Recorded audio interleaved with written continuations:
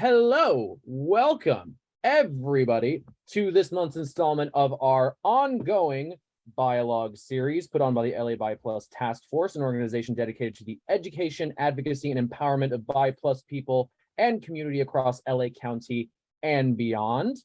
Tonight's topic, what is bi culture? Not just bi culture, but pan, fluid, omni, polysexual culture. What is it? And specifically, when we talk about culture, what do we mean?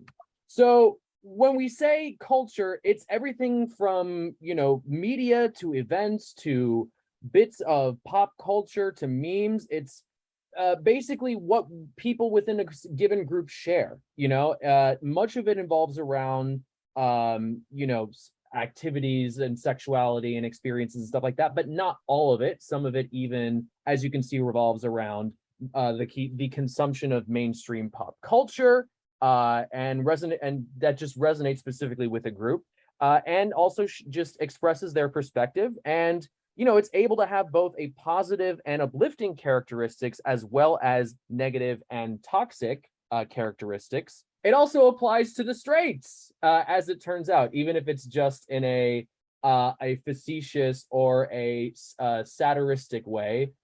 Because really, if we think about it, straight culture is just pop culture or mainstream culture in general, generally speaking, because it's a dominant perspective. But even from us kind of standing on the outside, we can sort of jokingly define straight culture just by what we observe from the outside.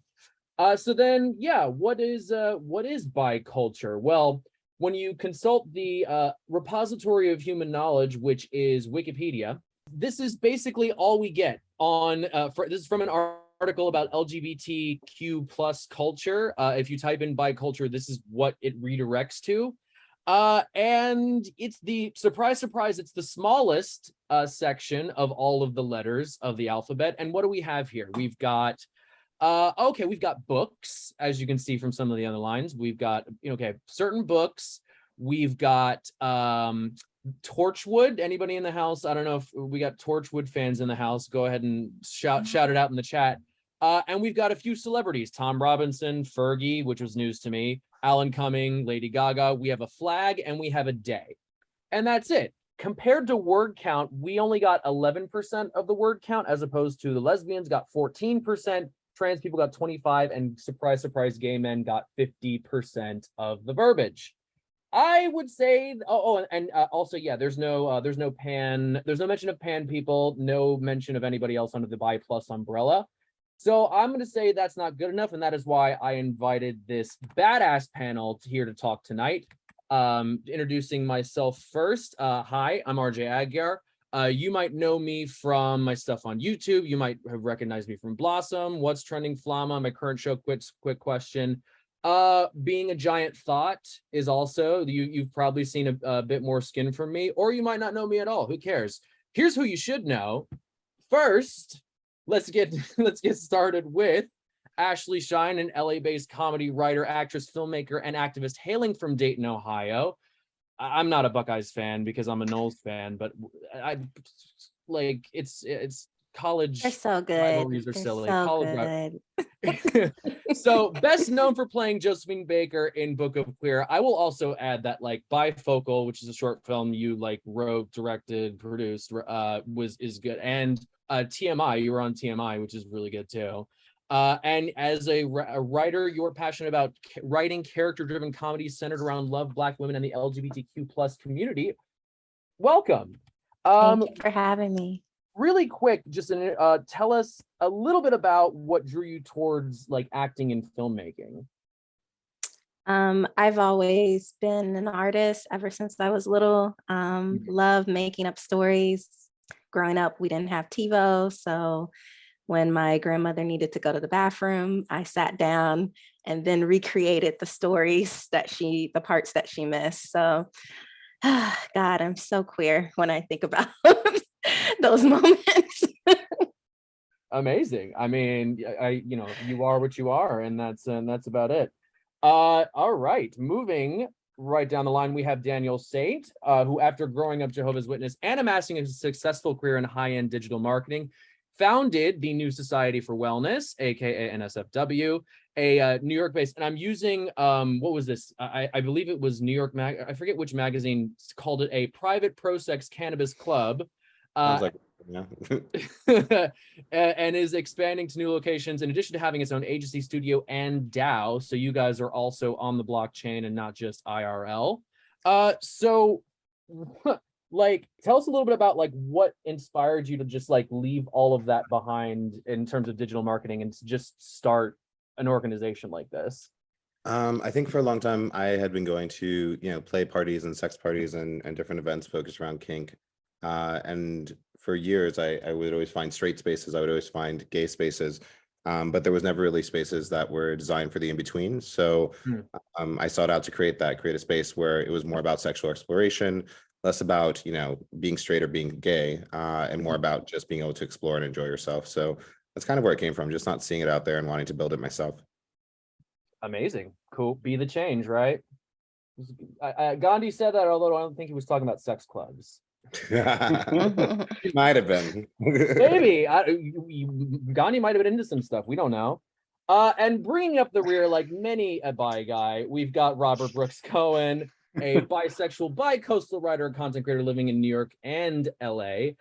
7 years writing for Law and Order SVU. I'm sure you've got some stories about that. But also you appeared on Slut Ever, and an episode, or the episode about male bisexuality, and you of course are the co-creator and co-host of Two Bi Guys, a pod that I was recently blessed to be on. We had an amazing discussion. What made you want to like start Two Bi Guys as a pod? Well, it kind of came out of that Slut Ever thing, which Daniel was in that episode also, and that's kind of how we first connected. And I had also been going to this bisexual discussion group in New York City. I had come out later in life and really got into that discussion group and just liked talking about this stuff. And the Slut Ever thing was so fun, but it was like a little 5-minute segment. So I was like looking for more, and there wasn't a podcast out there. Like, I wanted to listen to more, I wanted to learn more, and there wasn't anything that was exactly kind of what I was looking for about male bisexuality, and I knew nobody. So like Alex and I, who was in that episode also, we just decided to do it and fill that hole like many bisexual people do. The puns will abound tonight. All right. So yeah, we've broken up this evening into a kind of a couple of different sections. The first being sparking the culture. I also just like, I found the little bisexual bingo at the while I was researching this panel, and I'm just curious as to anybody.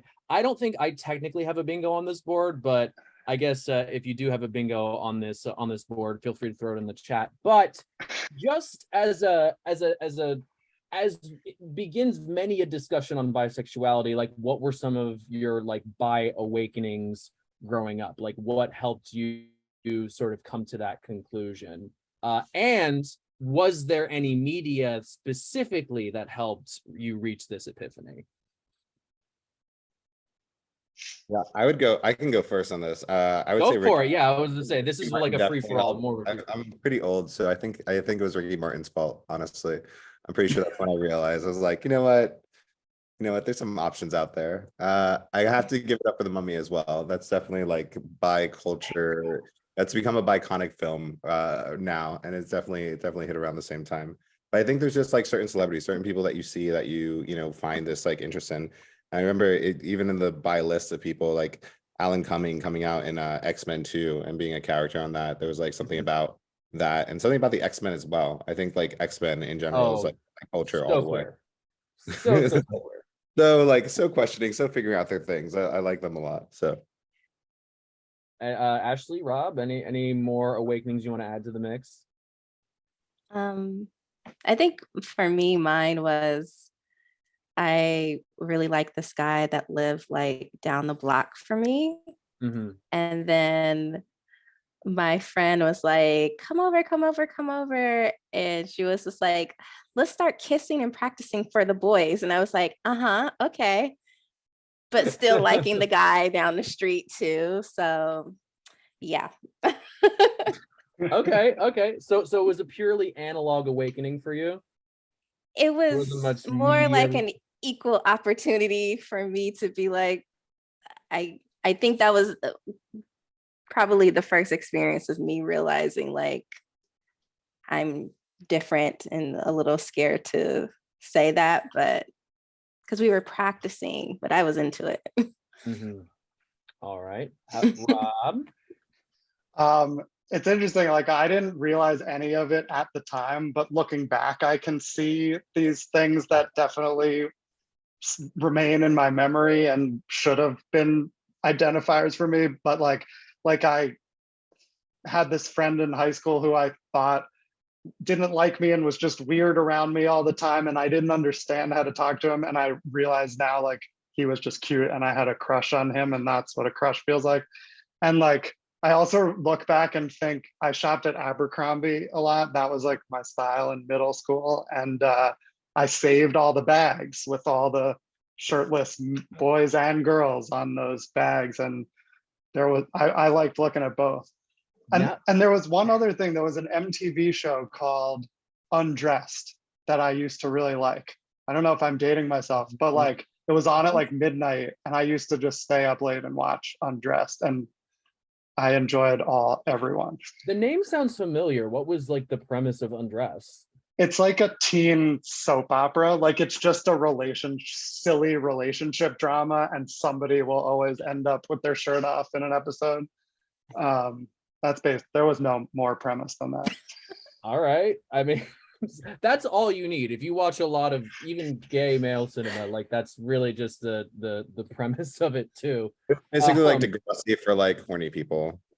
Yeah. Like Yeah. the college years. It's like you go into college and it's like, okay. Yeah, that sounds right. It's funny you should mention X-Men too, Daniel, because my awakening, I'd say, was even earlier thanks to like X-Men comics or even just comics in general, and just having like all of those just peak physical like bodies just clad in skin tight, just glistening spandex. Yeah. Yeah, they used to do like the swimsuit issues. There was like a whole Oh my period, God, those. the X-Men swimsuit issues, and that was just like uncomfortable reading. I was like, this is adding answering a lot of questions all at once.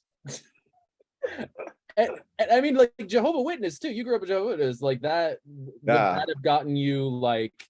That was hiding under my bed. The X-Men swimsuit issue is definitely hiding under my bed. That was one of the things you kind of snuck away. So some teams sneak Playboy, you sneak X-Men comics. Got it. The X-Men swimsuit edition. Yeah. I mean, okay, but and it's funny because even Rob and I got into this on Two Black Guys too. There's often a difference between kind of what those awakening moments are and that kind of light bulb moment where you're like, aha, this is what I call myself, bisexual or even pan or fluid or however. Was that a different moment for any of you, or was that kind of a the end of Finding Nemo where it just all kind of clicked into place at once? It was a different moment for me. Okay.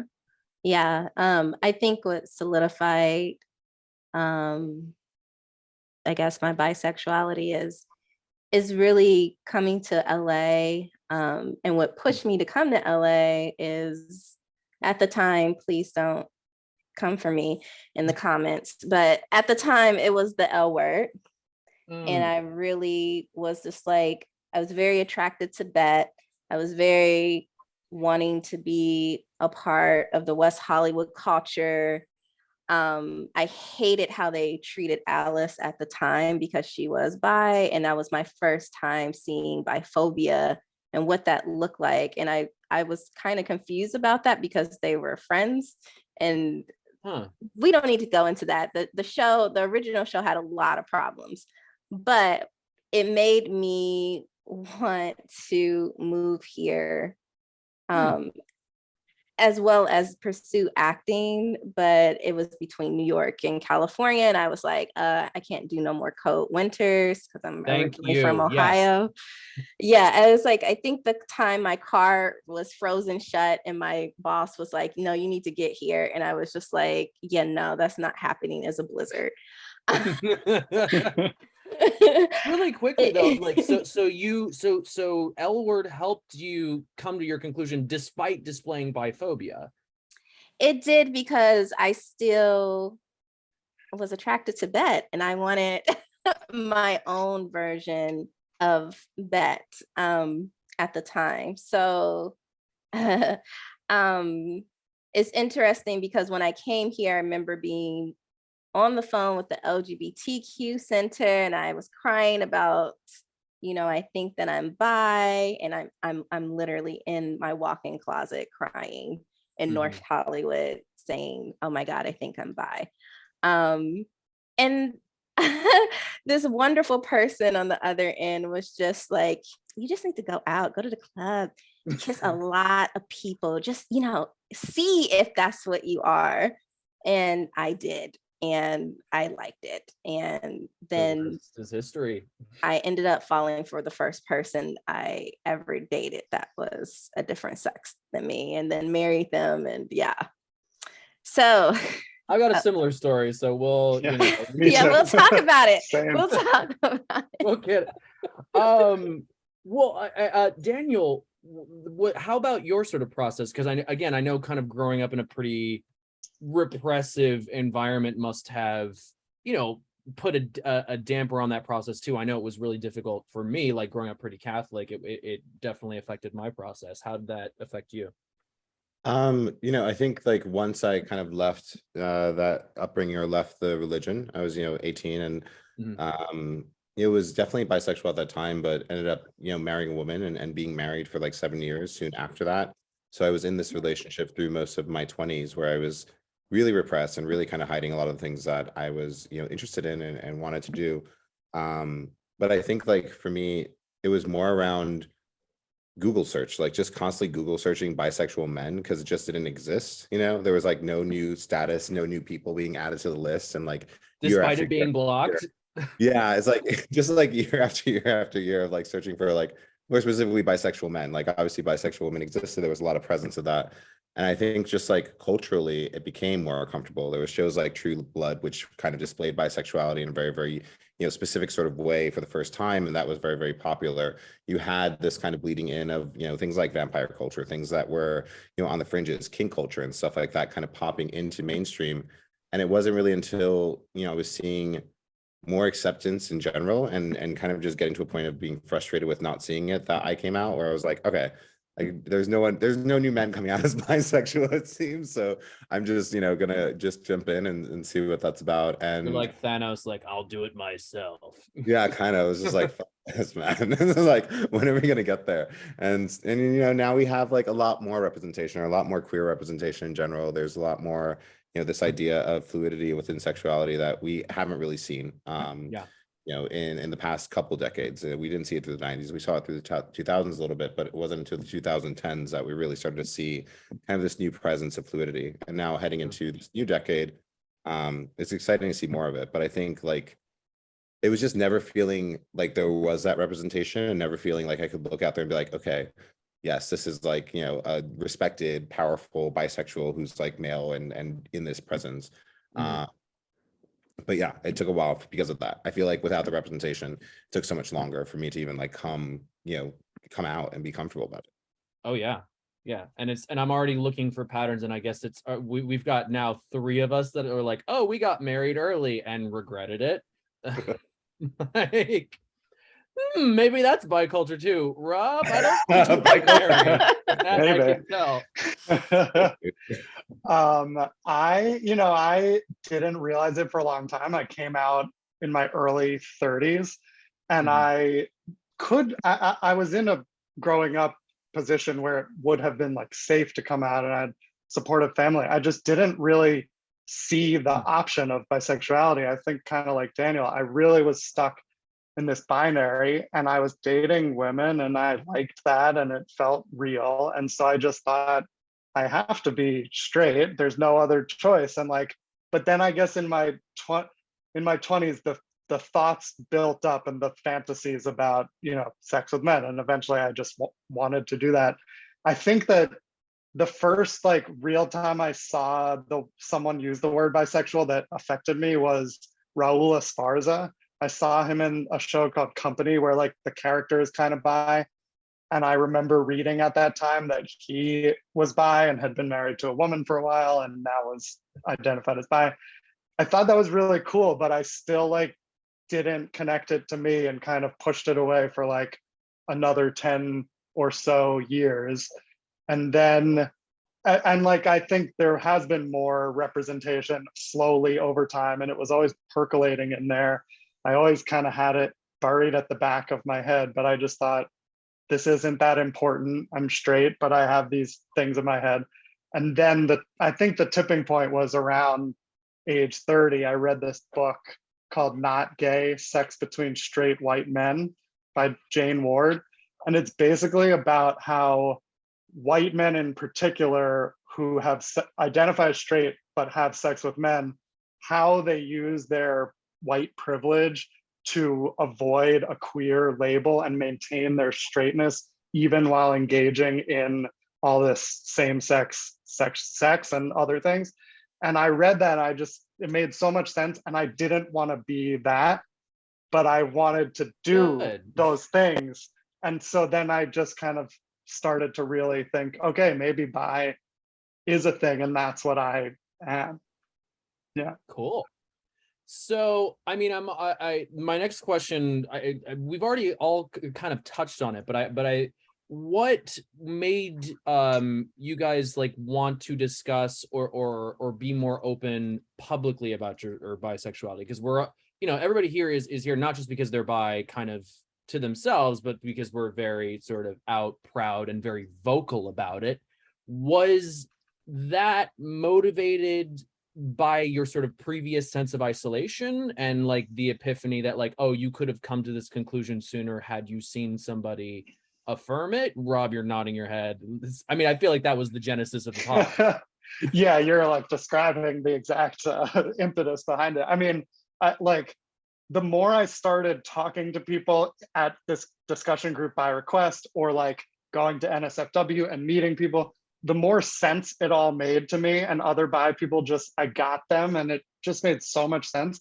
And then I would go back to straight people or gay and lesbian people and have to explain the same things over and over. And I feel like I'm going crazy sometimes. And it's like, they don't get it the same way. You're in a room of bi people. They just like look at the world a little differently. I love that feeling so much. And I hated the feeling of explaining everything so much to everyone. I think I was kind of like, let me put this out there and explain it for everyone. And then I can just like point people to this, because like clearly it's lacking and people have not encountered this worldview before. And Ashlei, like specifically kind of talking about bi characters or incorporating bi characters and whatever, was that always part of your creative process or something that you always kind of wanted to express in your work, or was that something that came a little bit later on? That came a little bit later on because I got frustrated with my support of LGBTQ plus film festivals and not seeing anyone under the bi umbrella really represented, or if there was one and they were coming out, and I was just kind of like, well, here I am. I've done 2 bi prides and helped organize that. I've been out for several years. I want to see what it looks like to have bi people outside of just coming out. Don't get me wrong, coming out is super important. We need all those stories. But then what is life after that? I feel like that's the biggest Hollywood fairy tale story for queer LGBTQ plus is the coming out story. But what happens after that? Because I mean, there's queer as folk, there is the L word, but for bi people, what does that world look like? And specifically for BIPOC, bi plus community, what really does that look like? Mm-hmm. Yeah, no, and it is very much kind of like coming out of, I'll bring it back to Finding Nemo again, where they all kind of make it out and the bags are floating along. They go, now what? It's like when people fantasize the process of being married. Oh my God. There is Well, life outside of just the wedding day. And that is work. So I think if we really start telling more stories about what happens after the fairy tale. I mean, that could be its own panel too. Whew, I guess.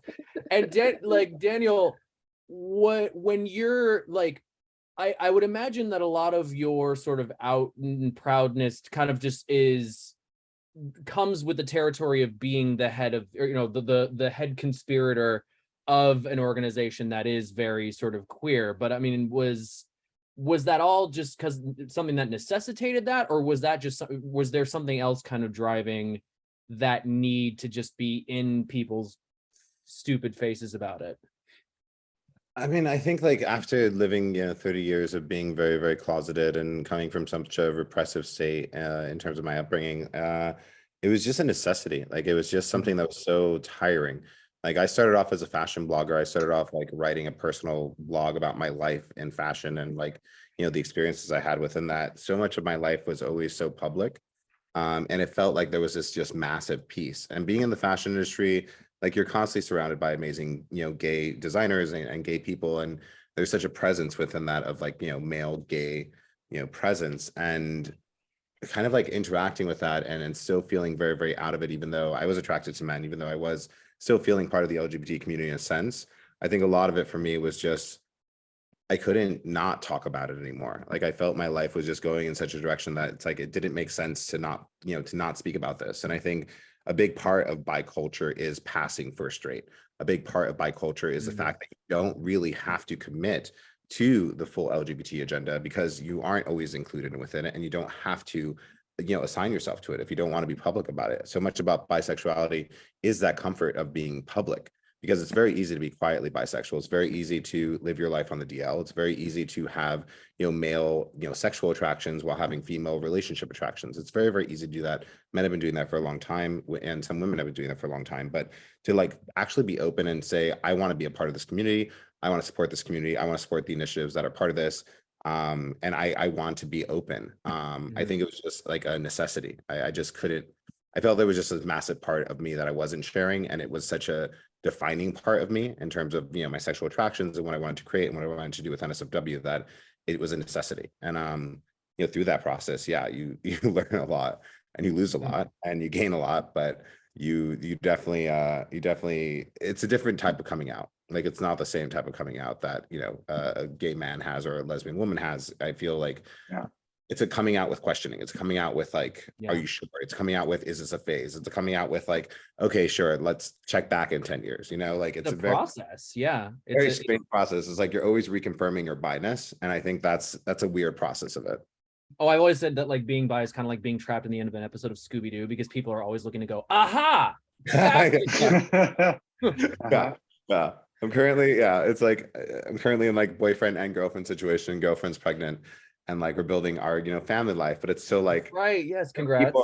Thank you. Yeah. So people are looking at it like, oh, okay, you went back to being straight. And it's like, no. This is still bi. Still, and hence the name of the and the hashtag still bisexual. Really quick, just kind of wrapping up this first section. Does anybody have any sort of like mentors or bi luminaries that kind of helped shape their initial sort of process of not just being, personally bi, but, in many ways kind of being publicly or even sometimes professionally bi? No, go ahead.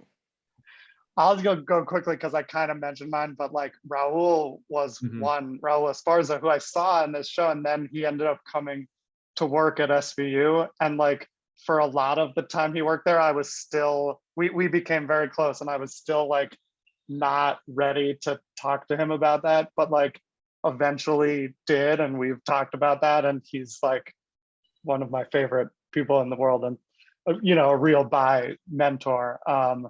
And I also really liked Sherry Eisner's book when I was just coming out. That one was really helpful for me. Classic. Ashley, who did you were about to jump in there with a name, at least one name. I have two. So growing up, I used to watch Josephine Baker movie. And I never realized why I loved her so much until now I put two and two together. And it's crazy that I was able to play her on TV because I I feel so bad saying this, but this is a truth for me. I feel like we don't always get to play our bi heroes. No, we They're never. usually played by straight people. Yeah. And so I remember there was one line and I almost cried, and it was like, never estimate sexy, talented Black bisexual woman. And I was just like, I get to say that out loud on national TV. I Okay, almost got wow. tears. That's not fair. Holy crap. And then I think really like you know, I'm part of the board of Still Bisexual, and Nicole Crystal has really helped shape me.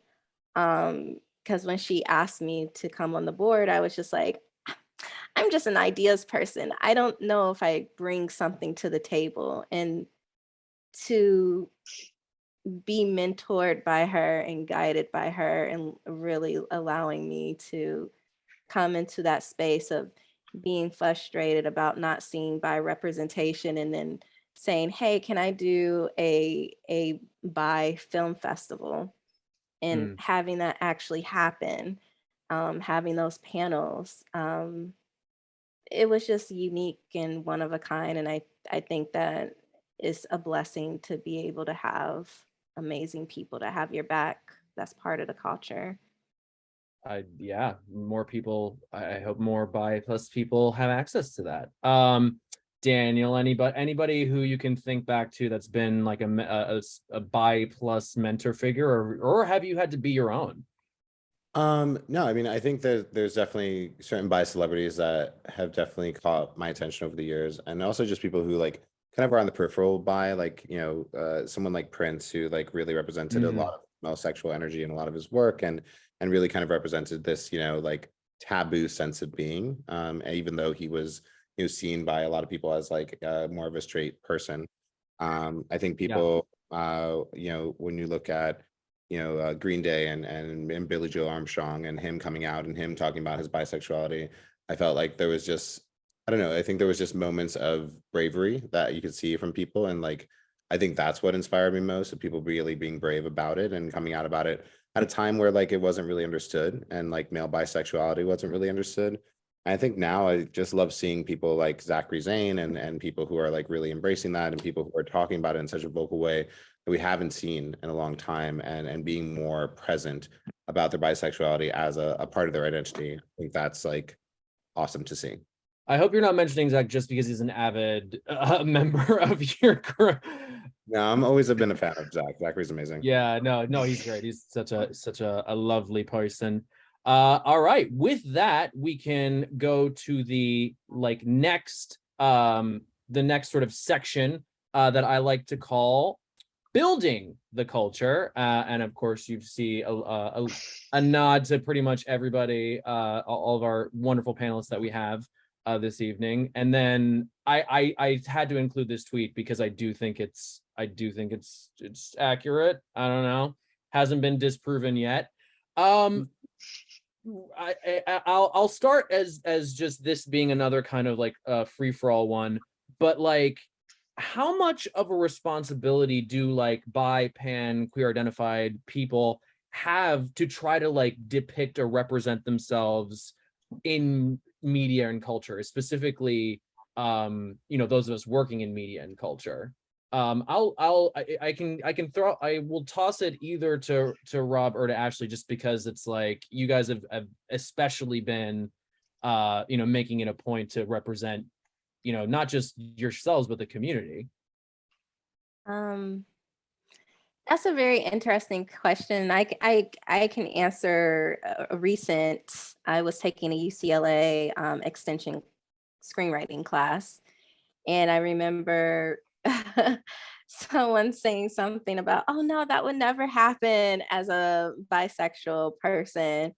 And then I asked them, I was like, do you know any bisexual people? Okay. Which they were like, no, but I just have a feeling. I was like, then I was like, I am one.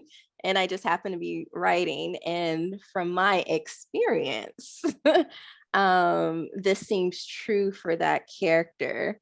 Mhm. And even with the teacher, the professor, I had to, even be like, they were like, well, because they're attracted to this and this, they probably are attracted to everyone. I'm like, that's not how that works. That's really not how that works. Wow, interesting. Yeah. So then I have a question here that's just for you. And maybe this is something that's evolved, but like, yeah, when you're creating your characters, like how do you try to balance like just drawing from your own personal experience versus like, oh no, I need to represent the community? So for my web series, I was in a LGBTQ plus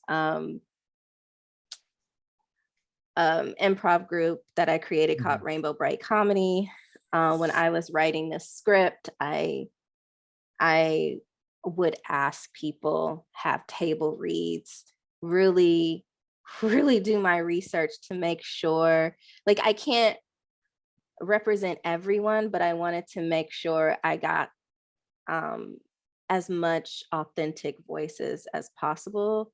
Okay. Recently, I had a wonderful conversation with someone that is on this, like actually in here. And it was really an amazing conversation about being Black, about being bi.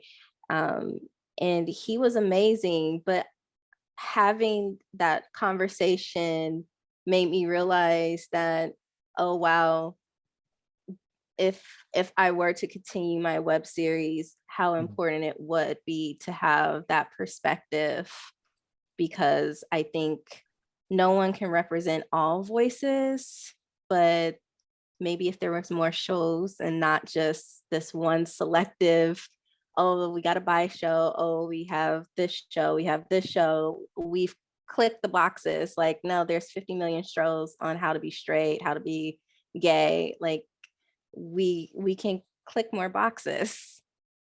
So I guess then going back just to the work you did though, to try to like, consult the group and be representative. I mean, was that something that you felt like just a personal, sense of responsibility, or was that sort of drilled into you by anyone? It has been drilled into me because being an actress in Hollywood, especially a Black actress, we have been seen as just this one perspective until, like, I want to say 4 years ago, where we're getting different perspectives. And so it was important for me not to stereotype people, because I know what that feels like to be stereotyped. And so Rob, like, talk about, I mean, you already kind of touched on this, but about, starting it because you sort of wanted to fill the void. Was that something that you created because you wanted to sort of serve a community at large, or was this just something that you wanted to create kind of by and for and of yourself? I think it was a little of both. And like, I want to go back to your The bi says both. What? Okay, all right. A little of, yeah, somewhere in the middle, of course. I like the question you asked about what responsibility do we have to represent the bi community, I think is really interesting, because like I think what it should be, and on sort of on a personal level, what it is we don't owe anyone anything other than being honest about ourselves. And if you're out and you are yourself and you're whoever you are, that's good bi representation, even if you're doing something that people would consider bad. That's cool. But I do think on, like, in film and media and TV, like, we're at a moment right now where there hasn't been much bi representation, maybe a lot more the last like 5 years, but there wasn't much before. So it's a whole new thing that we kind of have this like opportunity to set the tone and like tell real, authentic, true stories. But the opportunity comes with some responsibility, I think. And like too often there's so many shows now written by non-bi people that whenever they have a bi character, it boils down to, are they going to pick the man or the woman to be with? And like there's so much more to that experience. And so I do think like we have a little bit of a responsibility. And like even before Two Bi Guys, I was on Law and Order, Right. SVU, and I did not know I was bi when I started there, and I was like coming out to everyone my last year there right at the end. So I like evolved there. And I think part of it was like I saw what was happening there and the bi erasure, and I didn't like it, even though I didn't know why. Like we did an episode my first year there where a married guy with a family and kids was going out at night for gay sex, and he gets assaulted. And the story, you know, it's SVU, so bad things happen. What? There's no happy endings. Yeah. Spoilers. But- Tag your goddamn spoilers. But I remember being an assistant at the time, a writer's assistant, and all the writers in the room calling this guy gay, and not even discussing anything else. Like, this is a gay man who is lying to his wife and has a fake family, and he's gay. And nobody ever said anything else. And I sat there silently also, and it was, in hindsight, a very big moment for me that like started making me think about these things. And then as I got promoted and became a writer and had more of a voice in the room, I noticed myself starting to advocate for bisexuality, even though I wasn't out. That was a clue for me that I like cared about this. And like, it wasn't even about good bi representation. It was about just not erasing bisexuality as a possibility, which most mainstream like network shows, especially police procedurals, are not super progressive and are not super queer. And so that, yeah. Coming soon to CBS. Yeah, that's not going to be very, very progressive, I don't think. I'm working on a show called The Bi PI because it has to rhyme. He sees someday. well out of both eyes. And Daniel, I'm going to go out on a limb and say you didn't start, a group out of altruism. But out of curiosity, actually, I'm really curious because your creative endeavor is an ongoing process. It's not like, you write a script, you shoot a movie, you're done. You have to sort of constantly maintain the integrity of that space. So I'm just really interested because one of my first questions was just like, okay, did you seek to create something queer? Which it sounds like you did. So then how do you go about maintaining the integrity of that space, especially as you hopefully are creating the best of the best group, and so everyone's just going to want to join? How do you go about maintaining the I'll go back to just integrity. I think initially it did start off as a place where I could personally feel comfortable, and finding spaces I didn't necessarily feel 100% comfortable in is a big reason why we created it. But I think like the initial marketing and the promotion, it's so easy to tap into straight culture. It's easy to tap into gay culture. It's easy to tap into these things that already exist that are going to attract people. And so much of the visuals, so many of the aspects, like it's difficult to find bi content. It's difficult to find elevated content that falls within that category. So I think, through the years, it's always telling the story of how it came to be. But the representation of it never always felt like fully on that. So a lot of our work, even the past, 3 years through COVID, is really defining ourselves as a bi plus community and defining what that means. What does it mean to be bi plus? That's everything that falls within pansexual, questioning, flexible, fluid, all these new sexualities and all these new terms that we have for things that are technically bisexual, whether it's a light attraction or a heavy attraction for the same sex, or the opposite sex or the other sexes, like it's all bisexual to me. So, coming up with a way to kind of present that and push that out has been really key. And it's just, for us, there's a membership process. So we know every single person who's joining. We know 83% of our audience falls within bisexual or that, kind of overarching stream of, curiosity, which I think is a big part of bisexual culture and that interest in something new. So yeah, it's reinforcing that and trying to reinforce that in a way where we're creating a community that people are proud to be a part of, are excited to talk about, are excited to get into. There is this sense of like excitement for being a part of NSFW that still carries through 7 years later. And I think a lot of that is now matched with this kind of like very, very open statement of like, this is a place for the curious. This is a place for the people who are questioning. This is a place for people who are trying new things. And whether you are gay or straight, it's a place for kind of blurring, what you exactly is sexuality, whether it's being comfortable having sex next to someone of the same sex or having sex with other people of the same sex. So I don't know. I think the stories within here are always interesting to me. I have a firm theory around, a lot of bisexuality and the way that people choose to identify within gender or even sexuality are based around the experiences that you have and the access that you have to these experiences. I feel a lot of people wouldn't necessarily identify themselves as straight, wouldn't necessarily identify themselves as straight, as completely gay, given opportunity. And I see it a lot here. I see individuals who are gay couples coming into the fluid events to have sex with a woman for the first time. I see lesbians who have never had sex with a man coming here to find someone who they feel comfortable with and feel connection with. And I don't think that is always available in non-sexual spaces. Like there is something that comes with being around that energy. And I think as we grow, as we add new spaces, it's how do we carry that over when we're not in New York City? True. Well, do that elsewhere. yeah, and I was also going to ask or wanted to ask you too about, because that also segues into kind of the next question I want to give to the group too, of like, how did you sort of make it clear that this, or get the word out about something that is specifically bi? Because I think one of the biggest, struggles that characterizes, not just bi experience, but bi community is just a lack of visibility.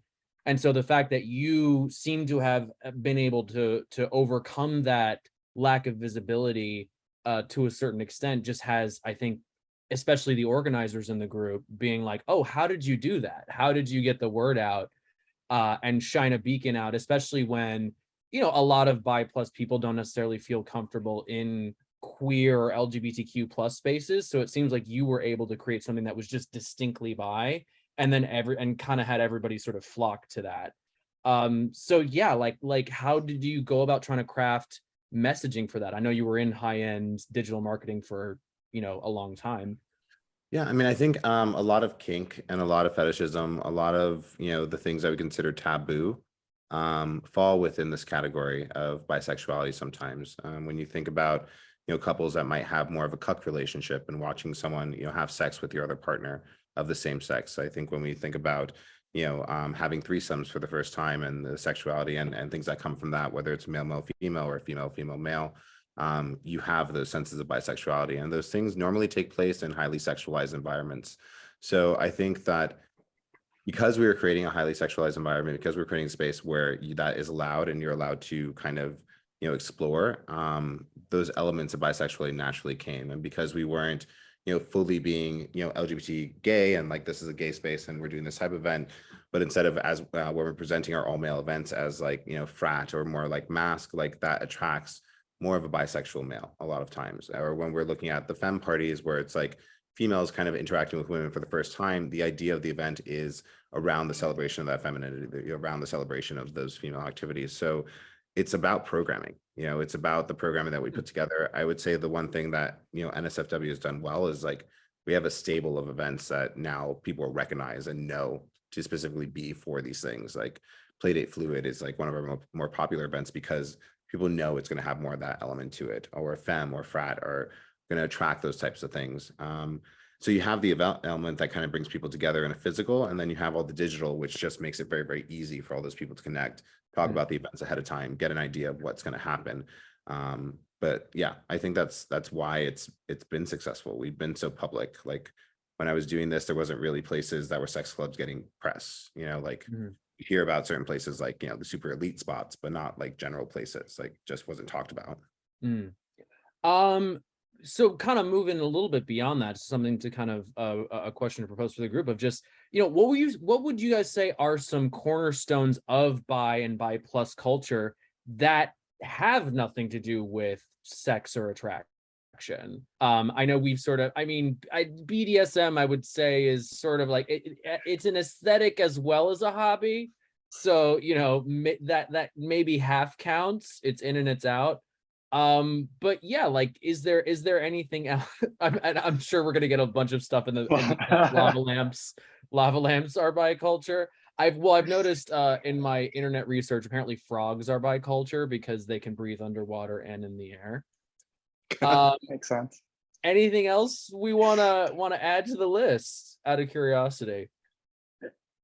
Well, something somebody put in the chat I totally agree with, and I think relates to this, which is that, like, when you come out as bi, you kind of like, you start to open up about other things too, and whether like sexually and kink, and maybe like I saw that when I came out as bi, I started seeking out stuff like NSFW, and I found it was the right place at the right time.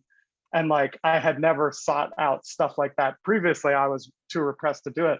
But I also think there's something about bi culture that's like creating things yourself that don't exist, and like seeing, like you have to imagine the world a way that it isn't, or at least wasn't for me growing up. You have to like fight through these fake things that society tells us, and once you've done it with fluid sexuality, you start to do it with other things.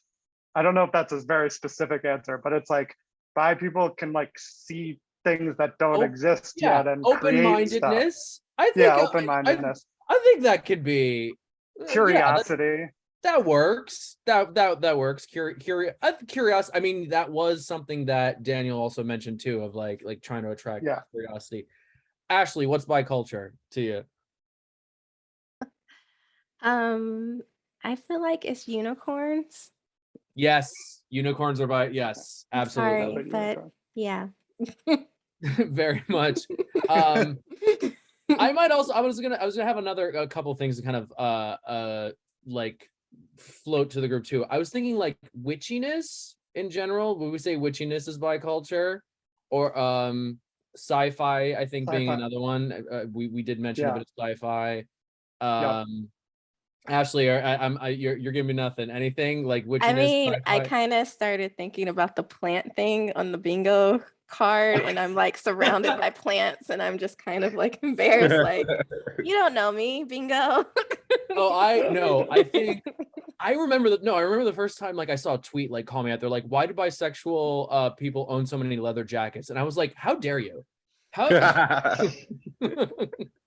although apparently now it's like there's your leather bisexuals, there's your flannel bisexuals. You can, it's like Beatles, or it's like liking Beatles or Elvis. You can like both, but you generally like one better than the other. I don't know. Discuss. All right, I know I'm a leather bisexual. I only have 2 flannels, and I have 7 or 8 leather jackets. I don't know. Oh, I was flannel I was definitely flannel. I didn't hear you say that, but that was me. And I wore plaid shirts to work every day for like 7 years. Okay. I was both. Say what? I was both. You were both? Okay. Yeah. I'm gonna go out on a limb and say Daniel's a leather bisexual. Yeah, definitely have leather. As he wears a harness. Yeah, okay. Okay, with that, I'll bring us back to our last little section, which is I want to call refining the culture. So yeah, basically, like, there's, as we grow as a community, like, hopefully, I mean, I'll just start with the first question, which is just like, how do we make sure that our community does not fall prey to some of the toxicity that we see in other, specifically like monosexual communities? Good question. For me, I have noticed that even though like I'm a part of a bi organization, I felt like in order to have the acceptance that we needed, that we should come together when dealing with a program that connects us all. Mhm. I've found that like what was said earlier, there's lesbians that come to me and say, oh, I'm attracted to a guy, and there's no judgment from me. Mhm.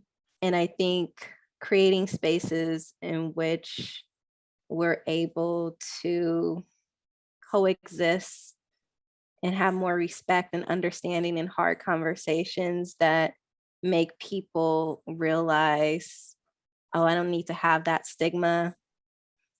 Or maybe dealing with my own abandonment issues is Mhm.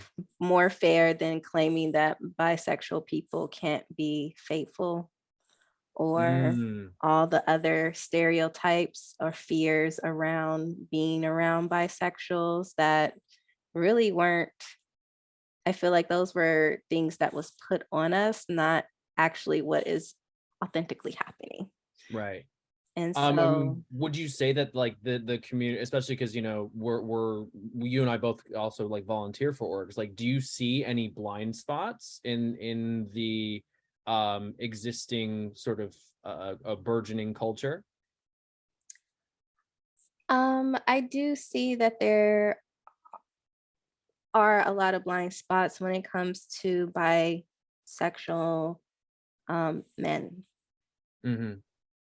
Okay. And as a cis woman, I see my privilege in trying to create more spaces where they take the floor. And it's not really about me, because I just think that bi men do exist. They're sexy, they're amazing. They should be represented and have a platform to voice exactly what's going on so that there's more acceptance. I think that especially with American culture, it's very toxic when it comes to whatever masculinity, whatever the fuck that is supposed to mean. Mm-hmm. And I just would like more programs centered around bi men, by men's mental health, and yeah. How any addition from the bi men on the panel? Yeah. Can I piggyback on that? Go for it. That wasn't gonna be my answer, but I love that answer because obviously it's important for everyone visibility, but like bi men are the most closeted, and bi men really need help and need examples of bi masculinity. And like with patriarchy and toxic masculinity, there's so much like at stake for a lot of these guys in terms of accepting themselves and coming out and sharing. And so I do think more help for that community will benefit everyone. And then also, what was your question? It was about Well, I was there's going to say something about gatekeeping. Oh, well, I was to say that, yeah, there is, it was like a twofold question, was just like, yeah, do we have any blind spots? But then, yeah, how do we make sure Oh, bi culture doesn't fall prey to the same toxicity yeah. of that Toxicity. we've seen in others? Briefly, I think that like we need to not be gatekeeping the community and like keeping it as broad and open-minded as possible and bringing anyone in who wants to learn more, even like Ashley said, if that's gay or lesbian people, or even if they're using some other label, being open about sharing our experience and sharing space, because you never know who's going to be fluid if given the chance. And I also think an extremely important thing is being connected in solidarity with the trans and non-binary community, because we're all, whether you're bi or trans or non-binary or gender fluid, like we're all reimagining gender norms in some way, whether it's who you're attracted to or yourself. It's the same struggle and big fight. Like it's not the same experience, but there's so much we can learn from each other and a collective like power from those two communities. And so I think like both of these are going to be hot topics for the foreseeable future and growing communities. And the more we stick together, the better. And also, like, there's so many people who identify as both. I think a third of the Yeah. trans community identifies as bi. So we, Oh, we are, I didn't know that. that's the last I heard. So we are in many ways the same community. For some people, it's this exact, it's anyway. Well, I do have to like throw this to Daniel, because again, I know that like that's something that's a real sort of day-to-day challenge and concern for you. So I mean, with you kind of being in a little bit in certain ways like on the front lines, yeah, like what are you observing with regard to, struggles with keeping toxicity out, and and are there any blind spots that you've had to either fill or even confront? I think like bisexuality falls within the largest spectrum of human sexuality in general. Whether you're going from, fully bisexual in terms of being romantic, as well as sexually attracted people, to like more sexually attractions and things like that. Bisexuality is the largest group. We are the largest group of the LGBT. We're the Yep. largest group that's being identified.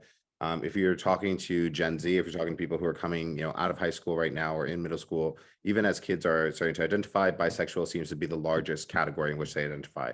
It's becoming Oh less my gosh, yes.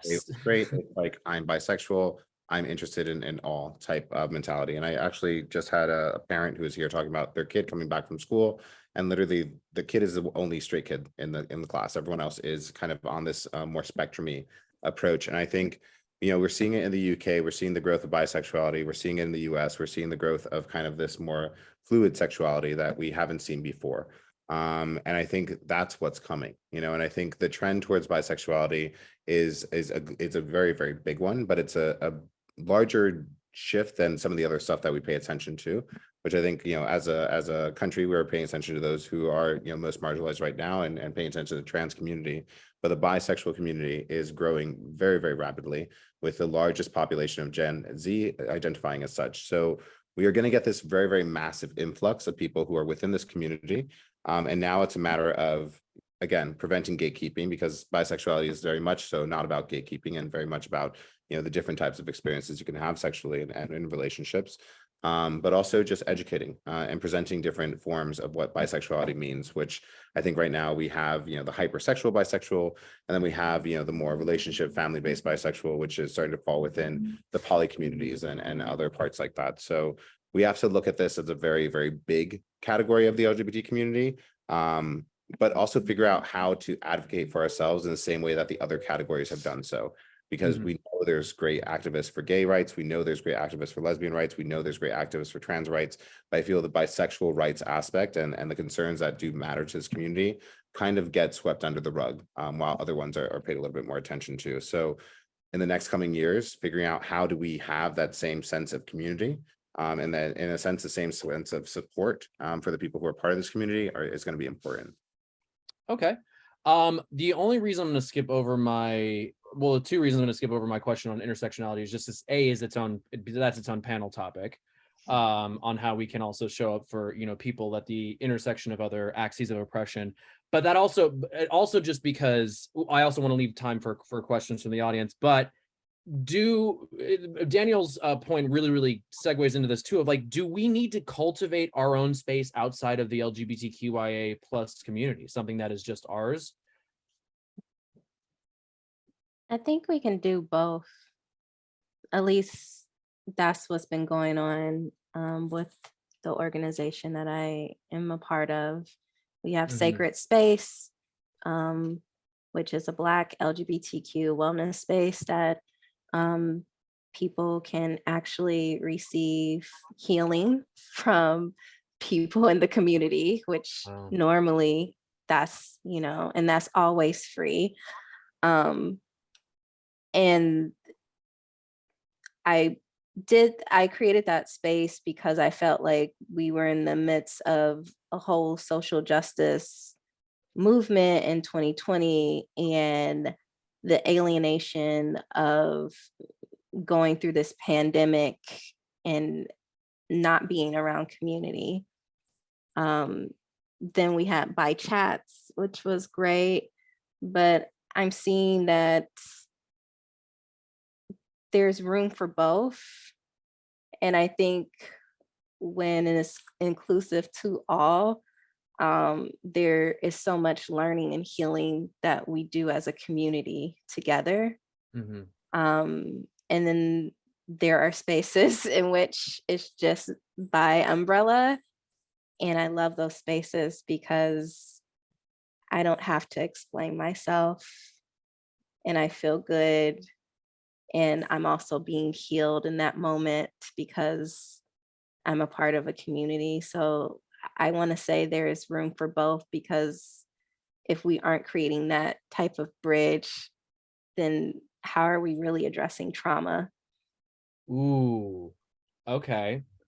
And another continuation that I wanted to sort of build off of Daniel's point too is just, as the boundaries of sex and gender hopefully continue to deteriorate, as clearly our plan is working, as he has been, as he has disseminated to all of us. Is there going to be a need for biculture in the future, or is it going to be just culture? I think that if it just becomes the culture, that would be pretty cool. Like, I think if Okay. it, I think it by then, maybe, I don't know what is biculture, but I do think to get there, we do need specific biculture. And it's for basically the reason Ashley just said, which is like, it just feels different when you're in a room full of bi people. And like Daniel's space I've been to, it just feels different than other places. And like the group I go and by in LA and by request in New York, like, you don't have to explain yourself. People just get it, even if you're not talking about bisexuality. But it's hard. It's like, what does a bi bar look like? There are gay bars, there are lesbian bars, like, but I don't know. I think they just don't exist. But if you put bi on the title of a bar, it would be a fun place to go. I think Tramp Stamp Grannies in Hollywood is a pretty, it is Oh, a show tunes piano bar with like high-end cocktails, and it's done up like a very high-end lounge. Daniel, like, yeah, or are we going to need biculture in the future?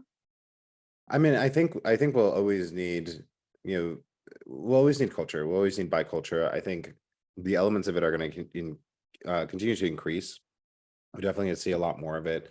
I feel like, we're coming out of, even with like people like Harry Styles, even with like individuals like that, we're starting to see kind of this bleeding over of, masculinity into more feminine traits. And I feel like a lot of that is part of biculture. A lot of that is allowing, kind of this exploration. So we're definitely going to need it. We're definitely going to need more biculture. But I also feel like it's going to become more popularized. Like, it's just coming to that point of, we have so many new people coming into this dating pool, so many new people starting to explore relationships in a serious way. And it's just needed. I think we're at the point now where the acceptance has gotten to where we need it to be.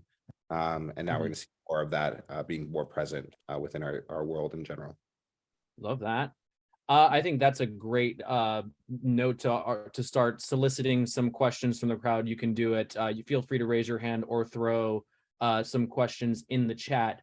Also, I will people are also been throwing some really great suggestions in the chat for some bi bars. I will agree that House of Yes is in Brooklyn is a very queer space.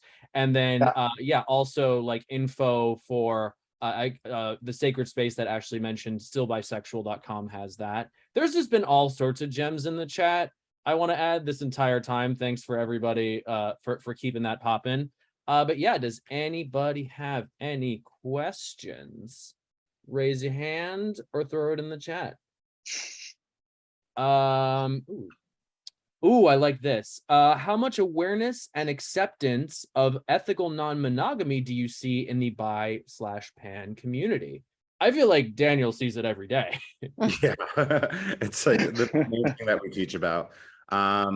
No, I think ethical non-monogamy, or just non-monogamy. I don't think you have to add the ethical as much anymore. There's non-monogamy can be a very, very pure and clean thing without adding to the ethical. But I don't know, non-monogamy is a big part of bisexual culture. I think for people who are coming out as bi, who are exploring for the first time, you need to have those conversations. You need to be open and honest. And I think the difficulty of those conversations, especially for me when I first came out, was the reason why I sought after it so much, after I came out, to really, really understand, like, how do we have these conversations? How do we get through these things? Because especially for bi men, I think that that doubt of your sexuality, especially when you're with, opposite sex partners, can come up. And unless you're able to have, those very, very comfortable conversations around what you're seeking sexually, what you're interested in, and what your commitment level is to that partner, in terms of attraction and other things like that, it's difficult to be bi. It's difficult to explore. So you need to have that ethical, non-monogamy piece. Otherwise, you're doing things that are non-consensual. You're doing things that are wrong for the other partner, and you're going to not only raise a lot of red flags, it's going to affect the opinion of bisexual men or bisexual women to other people. But also you just won't be happy. So I think you need to know how to have those conversations if you're bisexual. If you plan to have more than one partner, it's necessary. Rob or Ashley, or how much do you see non-monogamy as part of your bi experience personally, and or like in terms of representation?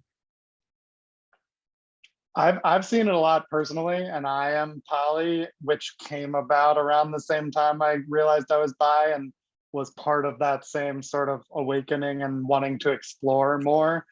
I don't think I have seen a ton of accurate portrayals of that experience. I actually think that's one of the big things that is missing from like mainstream film and TV, is like the real portrayal of polyamory, and like checking your calendar and negotiating a date and stuff like that, which I find interesting and dramatic, but I haven't seen much of it. Do you think that bi themes in movies or TV or books are harder sells? Which was actually something that I wanted to ask the panel earlier. So I'm glad that Mike, one of our board members, submitted that. Do you find bi characters, bi themes, bi stories to be a harder sell? Yes. Okay. I'm curious to hear Ashley's answer too, but my experience has been yes, both in like the independent stuff I'm writing and trying to get in front of people. I feel like there's a level of confusion if the person reading it is not bi, that it's just like they don't get it. And also at SVU, I know firsthand I pitched bi stuff and bi characters and bi storylines that did not ever get on the show, and I tried many times. So they were much harder sells. It was always like, one time I actually got laughed at, like and it was like, we can't do that, like make a character bisexual, even though it made sense to me.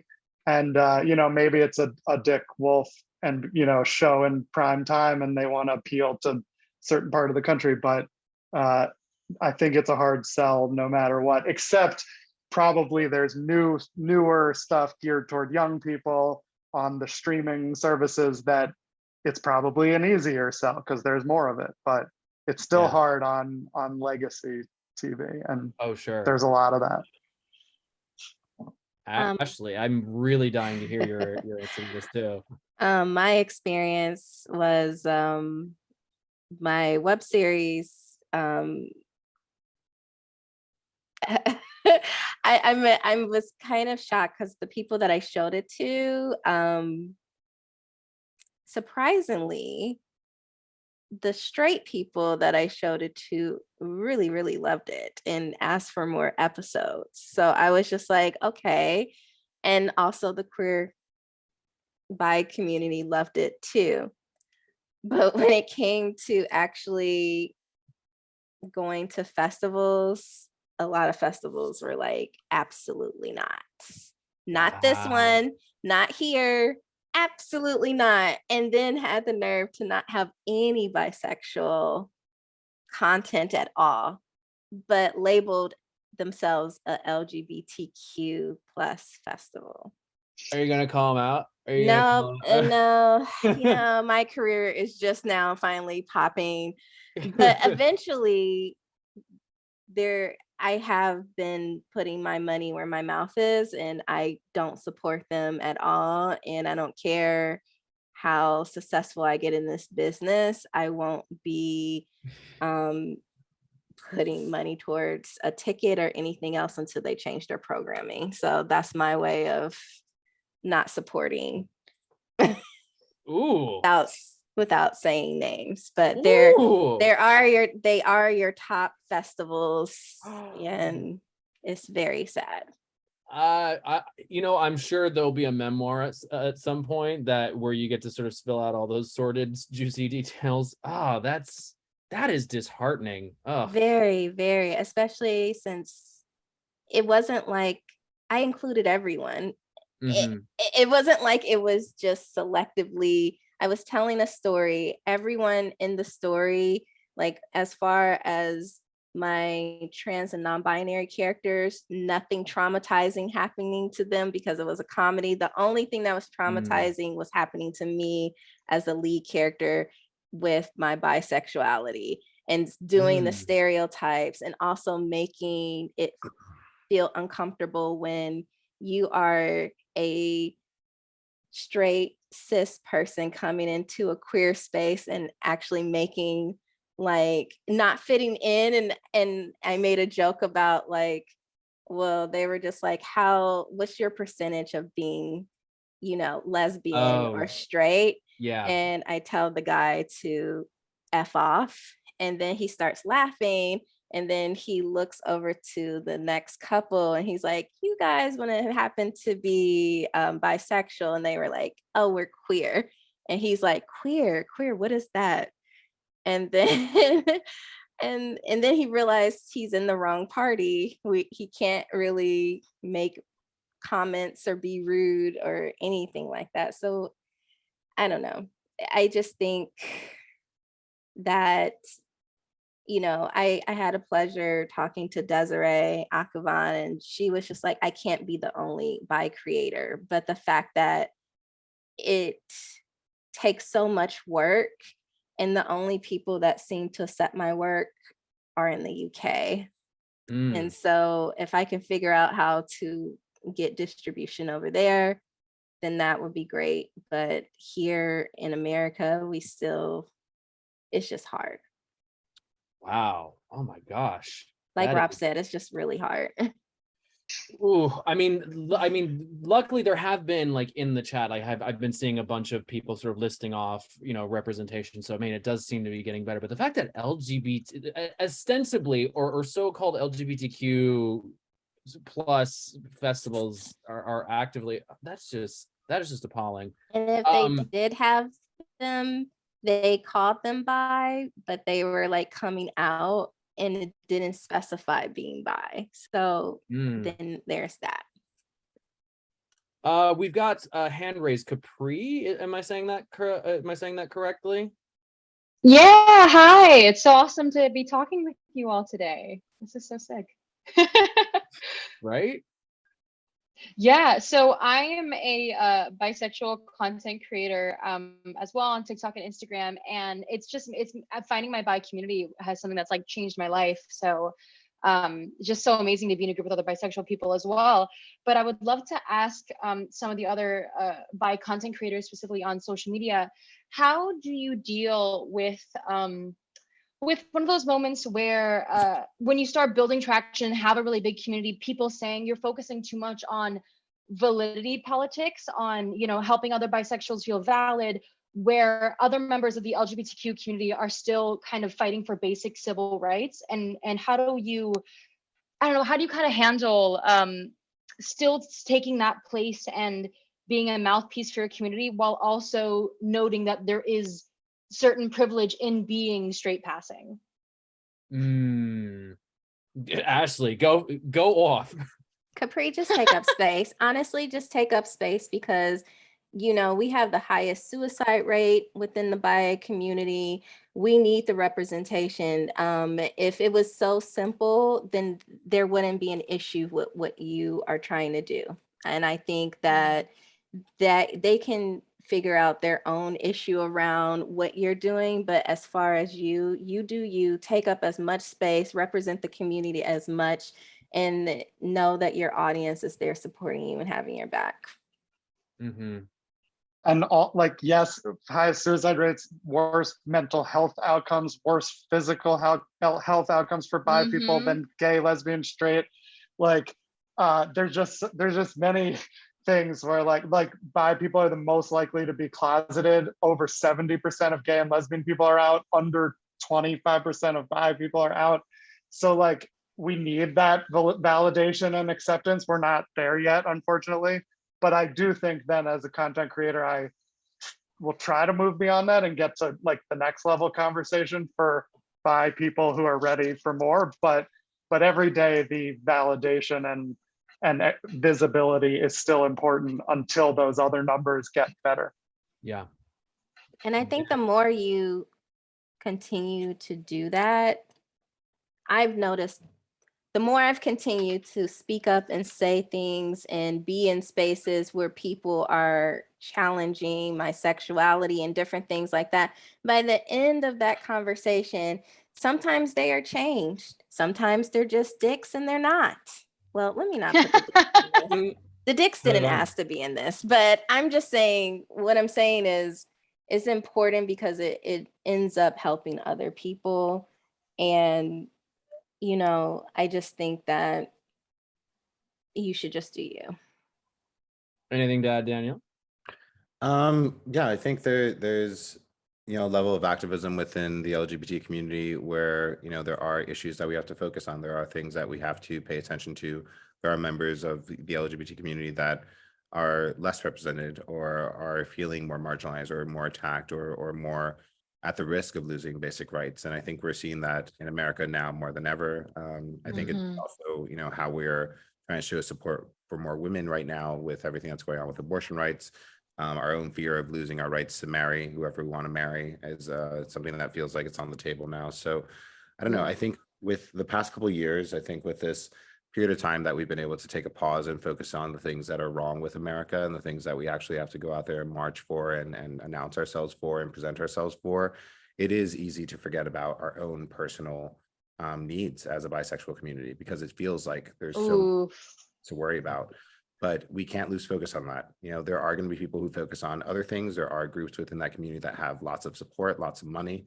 But bisexual organizations tend to be the least funded. They tend to be the ones with they are, yes, they always, Yeah. I mean, statistically, yes, they are. And that was always my biggest thing too, of being like I would love to be I'd love to, allow you to take space for your community, but also this is my page. And this is me trying to be a mouthpiece to help my own community. And I got to do what I have to do for myself. And I love the way you focused on my own needs, because that's why we do what we do, right? Like we want to be the creators that we wish we saw when we were growing up. True. Yeah, exactly. And I think that's an important part of, bi visibility, bi culture. That's an important part of what we need to establish for ourselves, because I don't think this community as a whole has ever really felt unified, right? Bisexuals have never really felt truly unified with each other. We are just now figuring out what we have to do that. We're just now figuring out what we need in terms of spaces, what we need in terms of representation, what we need in terms of, our own things that are happening and the things that are happening within this community that need to change. That's even before getting intersectionality of, discussing bisexual Black men, bisexual brown men, bisexual who are in these cultures. Like I grew up from a very, Spanish, Hispanic culture. So, there is this sense of machismo, and this is the sense of, constant judgment for being bisexual, gay, or anything else.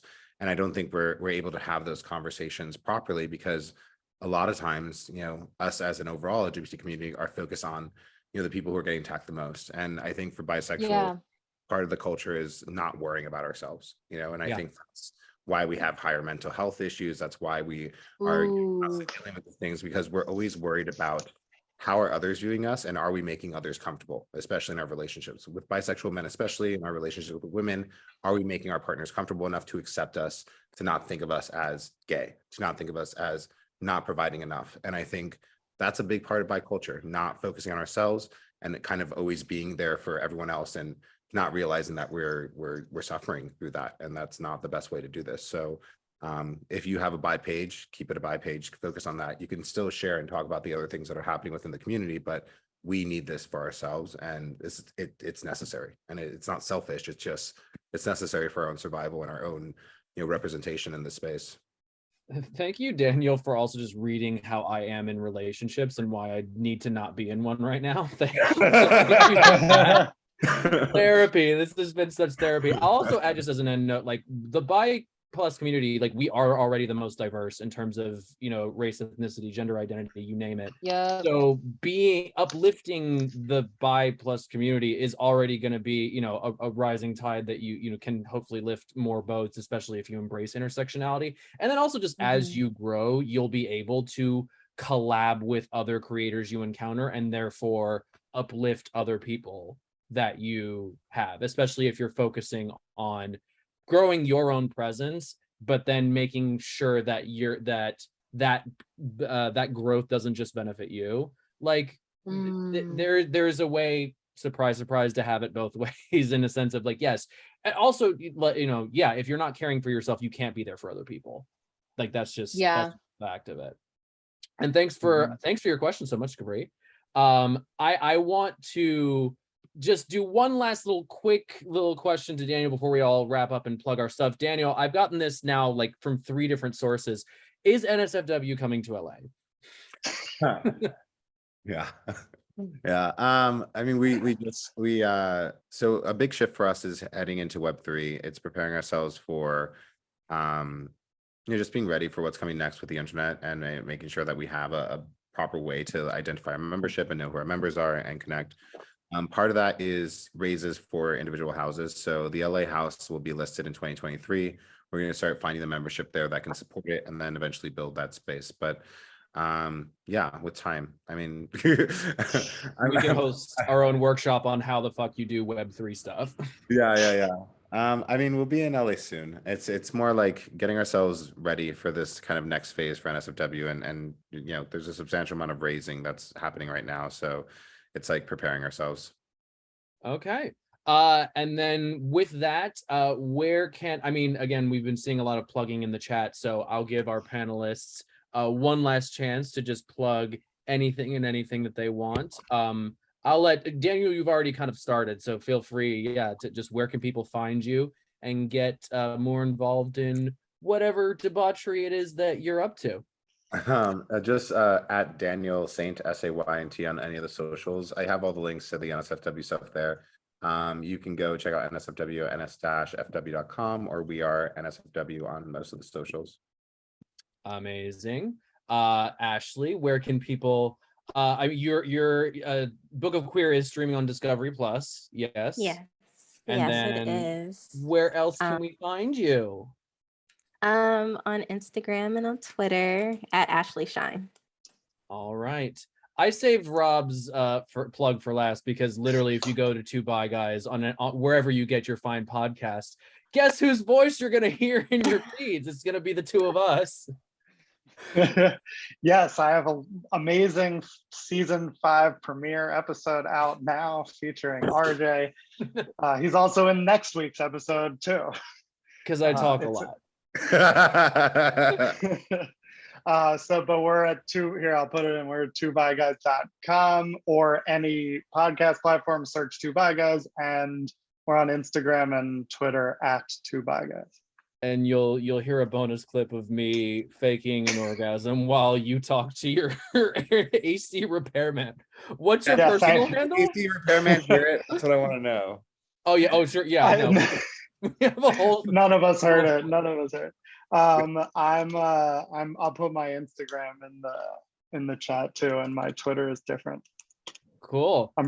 And with that, thank you all for coming. I have been your moderator this evening. I am at Dammit RJ on all socials. Also, just want to, of course, plug the Los Angeles Bi Plus Task Force, who have put together this and other Bi-alogues, and as well as other events and advocacy work throughout the LA area. So if you're at all interested in getting involved, we got some QR codes for you to hold up your phone to. And with that, that's going to conclude our talk tonight. Thank you so much to our presenters. Once again, we're a little bit fashionably late wrapping up because we're queer. And but yes, thank you guys so much for your time, everybody that's in this room, and we will see you next time.